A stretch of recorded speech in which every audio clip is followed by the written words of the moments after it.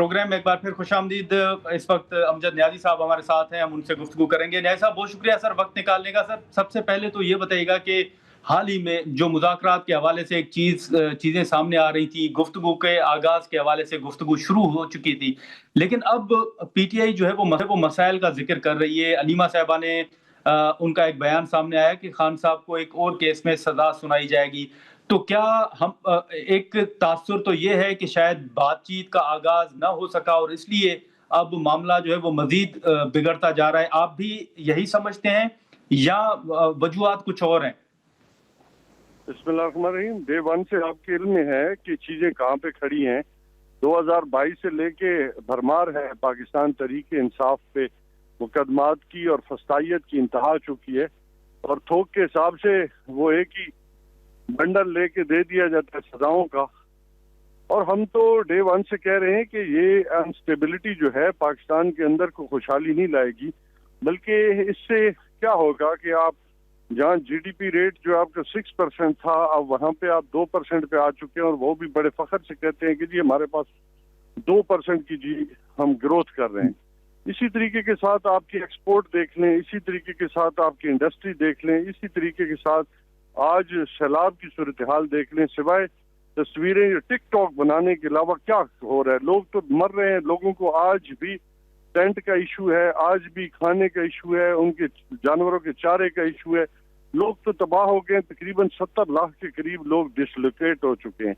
और इस सूरत हाल में चाहिए तो ये था कि कौम को एक पेज पे लाया जाता, कौम को सामने कोई मैनिफेस्टो रखा जाता, लेकिन चूंकि फॉर्म 47 जो है उसको दिलचस्पी है बैरूनी मुल्कों के दौरे करने पे कि हम वो सैर व सियाहत कर लेंगे और पाकिस्तान की अवाम के टैक्सों के ऊपर मजे कर लेंगे। तो ये उनका बुनियादी जो है एजेंडा है कि माल बनाओ और खुशहाल बनो। और लोगों को देखें, लोगों के ऊपर जब बात आती है तो वर्ल्ड बैंक कह रहा है कि तकरीबन 12.5 करोड़ लोग जो हैं वो खतरे गुर्बत से नीचे जा चुके हैं। यानी कि आप 12.5 करोड़ लोग जो है उसमें आप सैलाब वाले लोग शामिल करें तो ये 13-13.5 करोड़ से ऊपर चीजें चाहेंगी।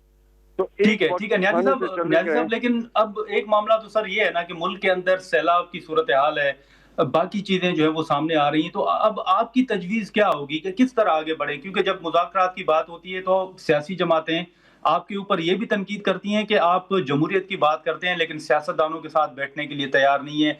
नून लीग तो ये भी कहती है कि 2 मरतबा प्राइम मिनिस्टर साहब ऑफर ये दे चुके हैं कि आए बातचीत करें। तो सर आपकी नजर में कैसे आगे बढ़ा जाए फिर? देखिए, आगे बढ़ने के लिए आप कोई माहौल बनाते हैं, अपोजिशन को स्पेस देते हैं, अपोजिशन के दरवाजे बंद नहीं करते, अपोजिशन को डी-सीट नहीं किया जाता, अपोजिशन चैम्बर्स को ताले नहीं लगाए जाते, मेंबरान असेंबली को सजाएं नहीं दी जाती। उसके लिए रास्ते बनाए जाते हैं ताकि मिल बैठने से पाकिस्तान के लिए सोचा जाए, पाकिस्तान के अंदर स्टेबिलिटी लाई जाए। उसके लिए कोई माहौल बनाया जाता है। यहाँ पे आप क्या माहौल बना रखें? इमरान खान को जेल में रख के क्या आपने अपने सारे मसाइल हल कर लिए सिवाय अपने इक़्तिदार को जो है दवाम बख्शने के? मैं इसे पीडीएम 1, 2 और 3 की गवर्नमेंट समझता हूँ। इसने पिछले 3 साल में कौन सा ऐसा कारनामा अंजाम दिया है जिस पे आप और मैं फख्र कर सकें कि जी इन्होंने कोई पाकिस्तान के एक यूनिट को ठीक कर लिया हो? ठीक है, लेकिन न्याजी साहब इसी के साथ साथ अब एक सूबा जहां पर आपकी हुकूमत है वहां पर मौलाना फजल रहमान साहब के तहफ़्फ़ुज़ात देख लें, वो इंतखाबात के हवाले से हो, और दूसरी जो अब एक अहम चीज आ रही है वो अमन अमान की सूरत हाल भी है। तो सूबे के अंदर अमन अमान की सूरत हाल के हवाले से आप समझते हैं कि सूबाई हुकूमत को जो करना चाहिए वो शायद उस हद तक नहीं कर सकी? नो डाउट ये बहुत एक बड़ा चैलेंज है सर पूरे मुल्क का, लेकिन अफगानिस्तान के साथ मुज़ाकरात का मामला हो या दीगर, आप समझते हैं कि उसमें आपकी हुकूमत ने बहुत अच्छा और मौसर जो है वो कदम उठाया या पेशकश या पेशरफ्त अगर हम बात करें तो वो हुई है?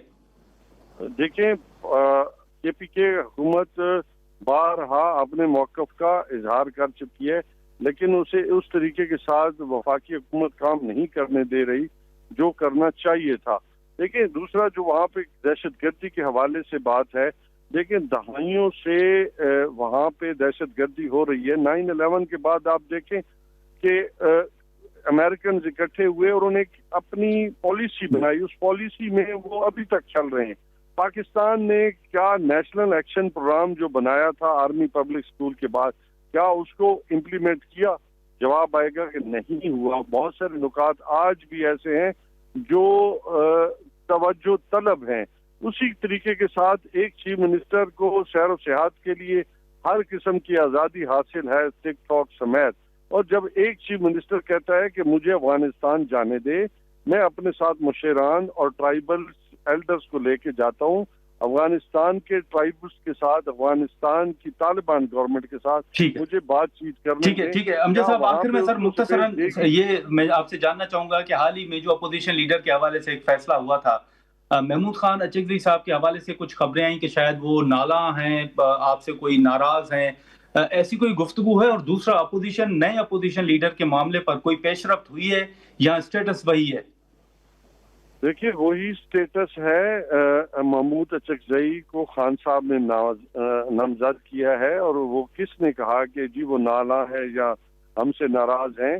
हाँ, इस बातचीत इस लिहाज से थोड़ी सी देखा जाए क्योंकि अभी तक जो केसेस थे शिबली फराज साहब का और उमर अयूब साहब का, वो के अंदर पेंडिंग पड़ा था, जिसके ऊपर ये सोचा गया कि जब तक फैसला नहीं होता उस वक्त तक थोड़ा सा देख लिया जाए। अदरवाइज हमारे जो नामजद अपोजिशन लीडर हैं वो हैं अचकज़ई साहब। ये खान साहब का फैसला है और खान साहब के फैसले को मुझ समेत कौन चैलेंज कर सकता है? चलें, ठीक है, बिल्कुल बिल्कुल। नया साहब, बहुत शुक्रिया सर वक्त निकालने का। Thank you so much. नाज़रीन, गुफ्तगू आपने सुनी। अब सैलाब के हवाले से जहां एक बड़ा चैलेंज है, वहां पर पीपल्स पार्टी के तहफ़्फ़ुज़ात हों या पीटीआई की एक तनकीद जो है वो भी सामने आती रहती है। लेकिन अब जो पीडीएमए की जानिब से हमने इब्तिदा में जिक्र भी किया कि सिंध के हवाले से कहा जा रहा है कि सिंध को अब ज़्यादा खतरा जो है वो बताया जा रहा है। इस हवाले से रिपोर्ट भी मौजूद है। फिर ग्लोबली अगर आप चीज़ें देखें तो उसमें भी एक बहुत बड़ी डेवलपमेंट्स जो हैं वो सामने आ रही हैं। अब इन तमाम चीज़ों पर देखना होगा कि आने वाले दिनों में क्या डेवलपमेंट्स सामने आती हैं। आज के प्रोग्राम में इतना ही। इजाज़त दीजिए। अल्लाह हाफ़िज़।